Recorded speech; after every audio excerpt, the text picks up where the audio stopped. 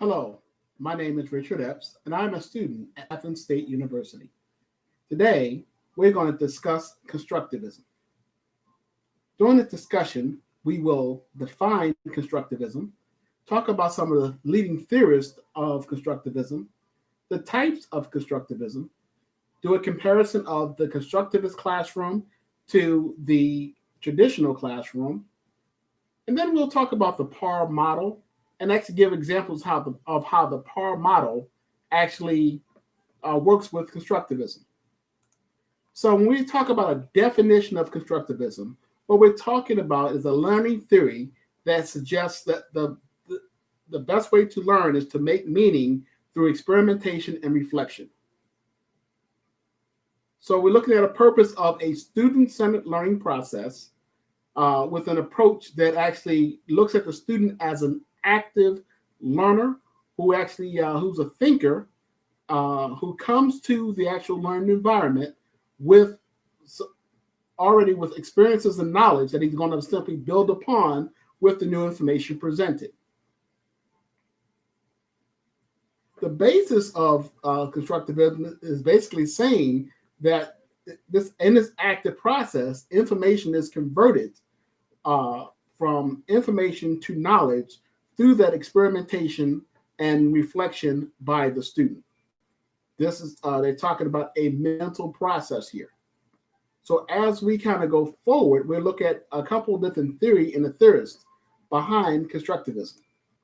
So when looking at those theorists, we're looking at folks like Jean Piaget, the Swiss theorist, the Swiss psychologist who submitted the theory of cognitive constructivism.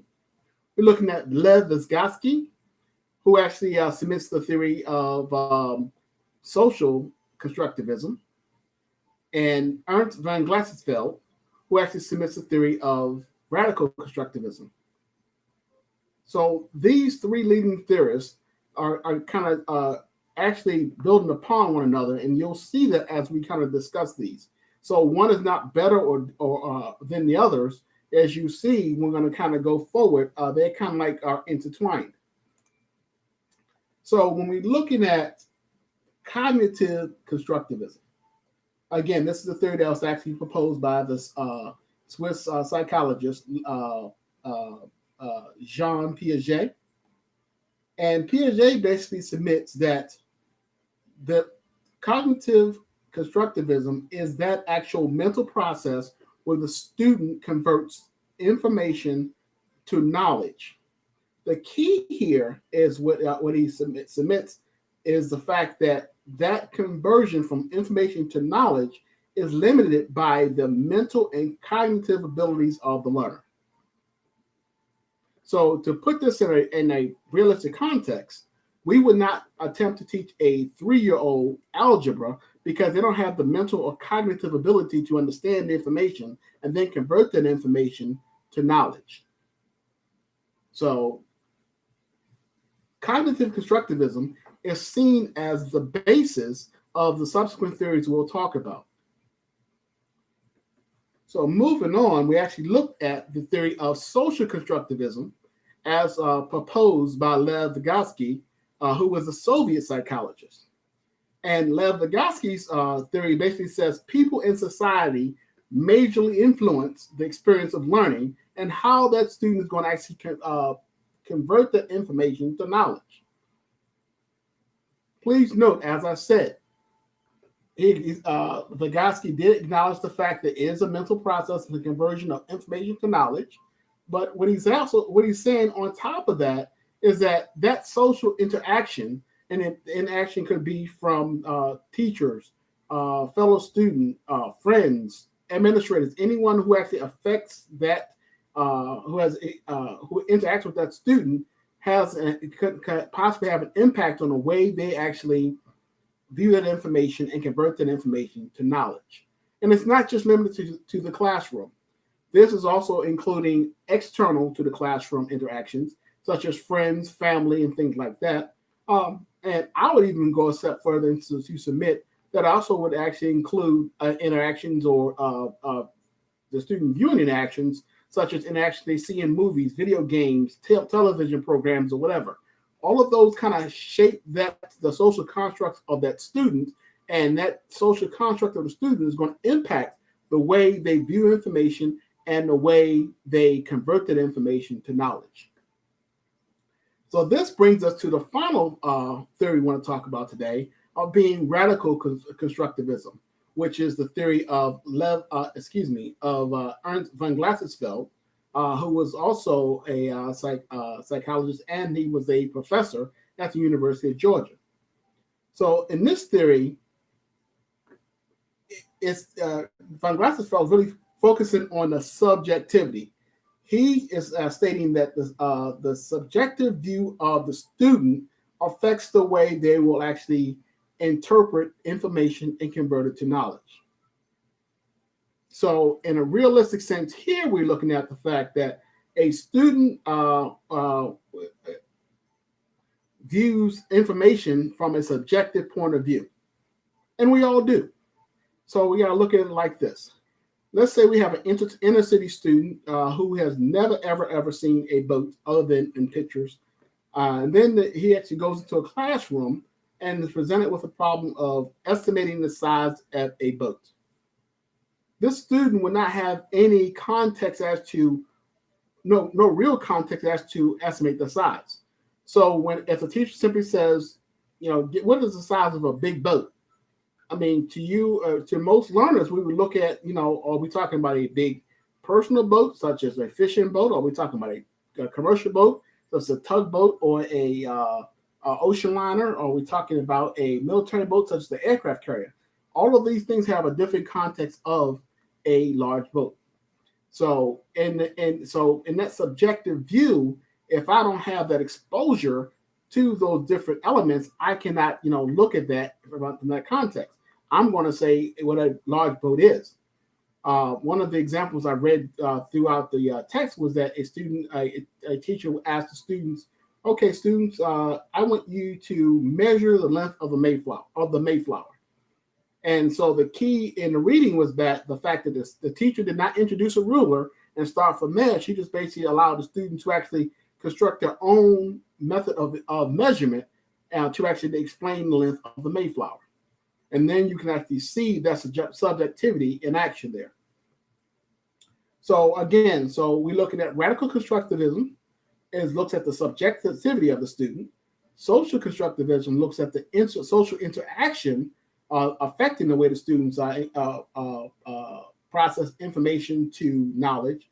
And then the cognitive constructivism actually really looks at the fact that it's a mental process that is limited by the mental and cognitive ability of the student to convert information to knowledge.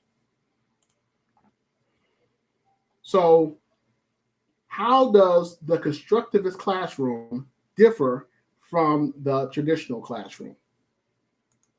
So when we're looking at that, we want to talk about stuff like the curriculum. We want to talk about things such as the students and how they are viewed. We want to look at things such as the roles of the teachers. And lastly, we want to look at the assessment process. How are assessments done? So if we really look at this, we actually want to do a side-by-side comparison. We want to start with the actual teacher. So in a traditional classroom, it is teacher focused, with the teacher acting more of in a didactic manner, putting out information in a part to whole manner, and use to actually build skills from the bottom up. Conversely, in a constructivist classroom, the teacher is interactive, mediating an environment, and presents curriculum in a whole to part manner from top down teaching concept. So here in that constructivist classroom, as we said, we're going to that student actually kind of does more learning through the exploration and reflection, and then actually locks those concepts in. So when we look at the next phase here, when we're talking about the students in a traditional classroom, they are seen as a blank slate or empty vessel, waiting to be actually filled with knowledge by the teacher. They normally work individually, and pretty much move along at this, are expect to move along at the same pace.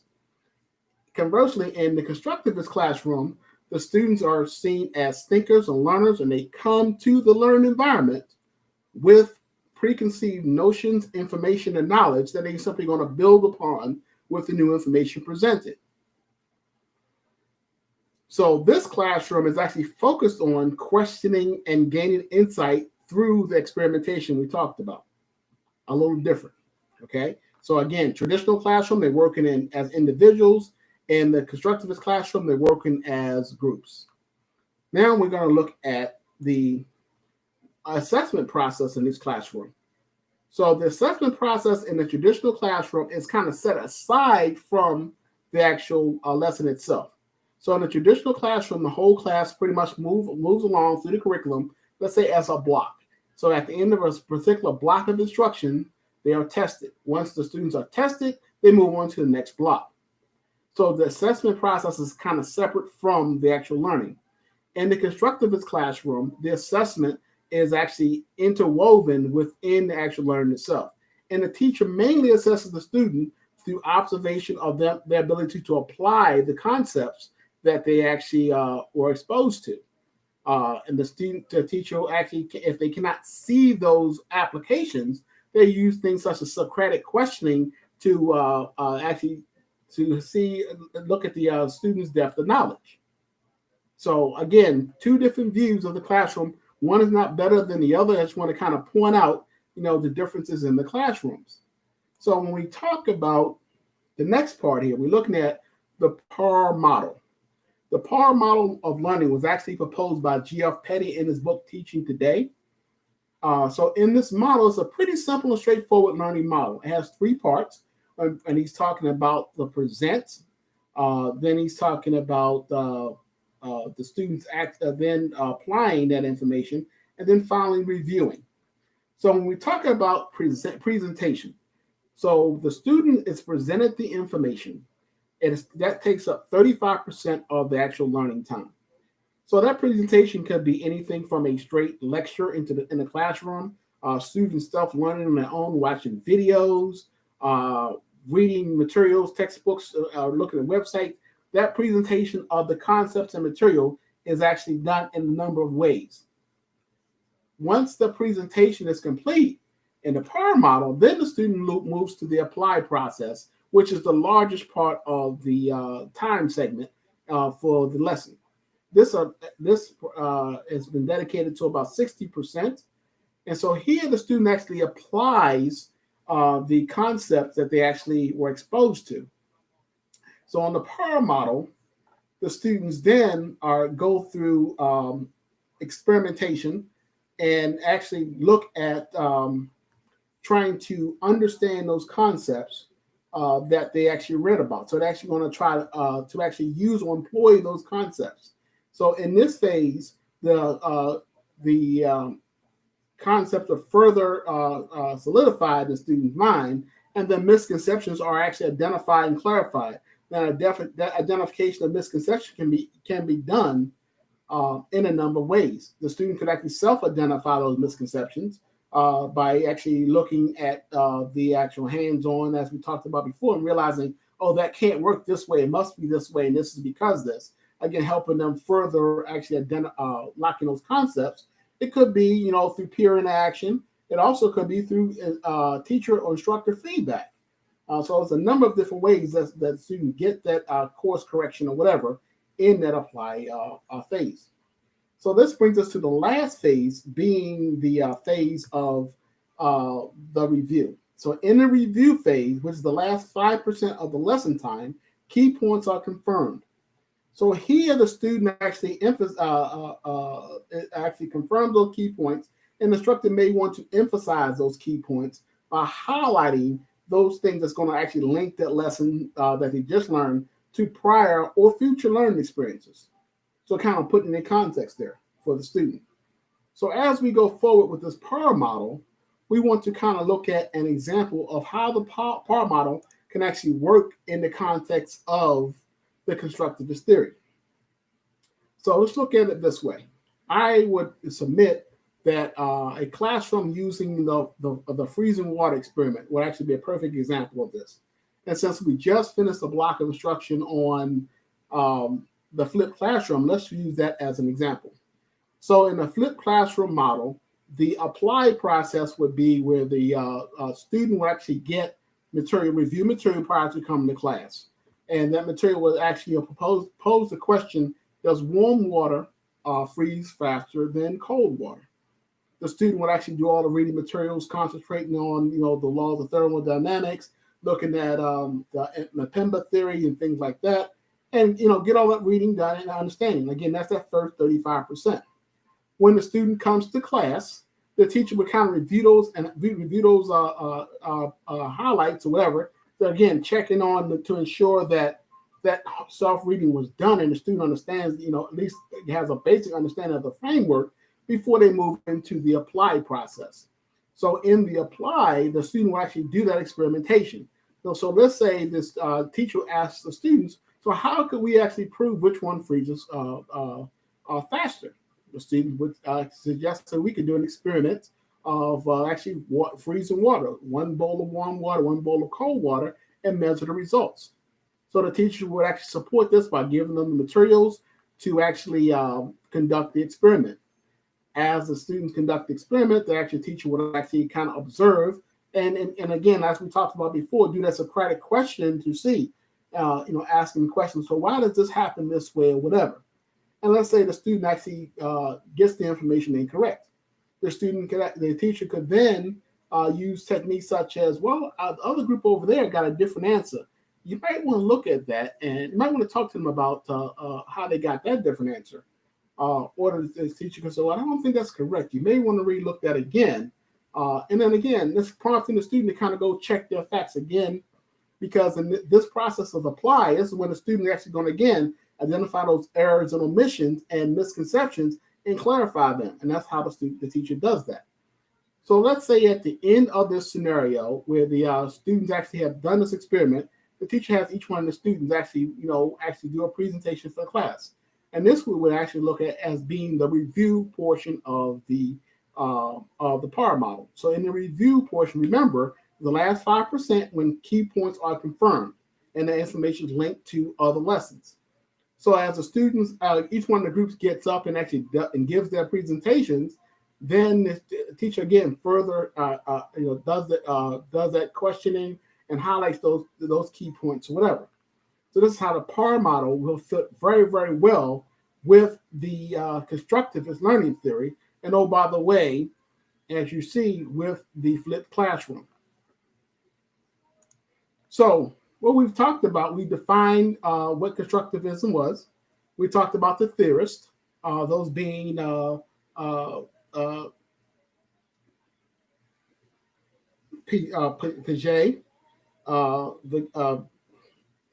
Jean Piaget, and then Lev Vygotsky, and lastly, Van Glassesfeld. And then the three different theories of being the cognitive, the social, and the radical constructivism. Lastly, and then we actually looked at a comparison to the two different classrooms and looked at the more of the individual-centered classroom being the traditional one, and the group-centered classroom and the hands-on classroom being the constructivist classroom. And then we talked about the PAR model and gave examples of the PAR model. So here you see some of the references that we used to build this presentation. I hope you got good information out of this presentation. Thank you for your time.